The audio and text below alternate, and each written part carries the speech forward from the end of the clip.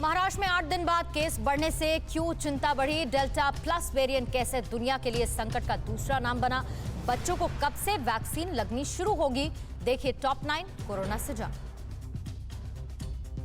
देश में पिछले 24 घंटे में कोरोना के 54,286 नए मामले सामने आए हैं। वहीं 69,130 मरीज इस दौरान रिकवर भी हुए हैं। इसके साथ ही एक्टिव मरीजों की संख्या घटकर 6.25 लाख से नीचे आ गई है।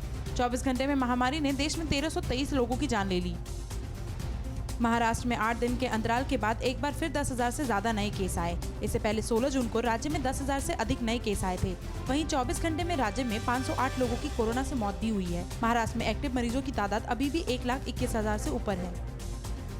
दिल्ली में 24 घंटे में कोरोना के 111 नए केस आए हैं। इसके साथ ही संक्रमण दर 0.15% पर आ गई है, जो अब तक की सबसे कम दर है। राजधानी में 24 घंटे में 7 मरीजों की मौत हो गई। इस वक्त सक्रिय मरीजों की संख्या 1797 है, जो 8 मार्च के बाद सबसे कम है।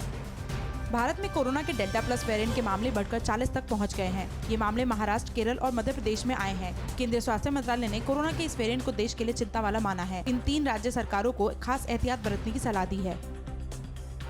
पूरी दुनिया में डेल्टा प्लस वेरिएंट के अभी तक 205 केस मिले हैं, जिनमें भारत में पाए गए 40 मामले भी शामिल है। कोरोना वायरस के वेरिएंट की पहचान की पक्की तकनीक मौजूद है, लेकिन इससे होने वाले खतरे का पता लगाना अभी भी बड़ी चुनौती है। किसी वेरिएंट के प्रभाव का पता लगाने में 3 से 4 महीने का समय लग जाता है। तब तक वो खतरनाक रूप धारण कर चुका होता है। कोरोना के डेल्टा वेरिएंट ने इजराइल को मुश्किल में डाल दिया है। अभी तक लगभग अपनी पूरी आबादी को टीका लगा चुके इजराइल में फिर से नए केस बढ़ने लगे हैं। बुधवार को वहां 100 नए केस आए, जिनमें कई डेल्टा वेरिएंट के माने जा रहे हैं। हालात को देखते हुए इजराइल में एक बार फिर से कोरोना से जुड़ी सख्ती लागू की जा रही है। इस बीच एक रिपोर्ट में कहा गया कि यूरोप में अगस्त के आखिर तक 90% मामले डेल्टा वेरिएंट के होंगे।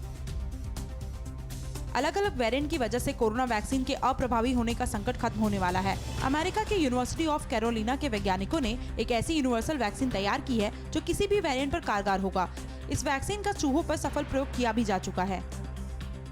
देश में सितंबर-अक्टूबर तक बच्चों को वैक्सीनेशन शुरू हो सकता है। एम्स के निदेशक डॉक्टर रणदीप गुलेरिया ने बड़ी जानकारी दी है।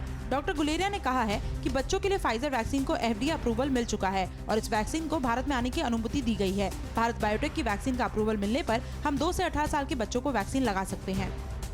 दुनिया के 90 देश चीन से वैक्सीन लेने के बाद बुरी तरह फंस गए हैं। इन देशों में कोरोना संक्रमण खत्म होने की बजाय बढ़ रहा है। कोरोना वायरस के सामने चीनी वैक्सीन पूरी तरह से फेल साबित हुई है। ऐसे देशों में ज्यादातर छोटे और गरीब देश शामिल है। दरअसल चीन की वैक्सीन बहुत आसानी से उपलब्ध है, लिहाजा इन देशों ने चीन से ही वैक्सीन खरीदा और बड़े पैमाने पर अपने देश में वैक्सीनेशन शुरू किया। परवाह देश की, सोमवार से शुक्रवार रात 10 बजे TV9 भारतवर्ष पर।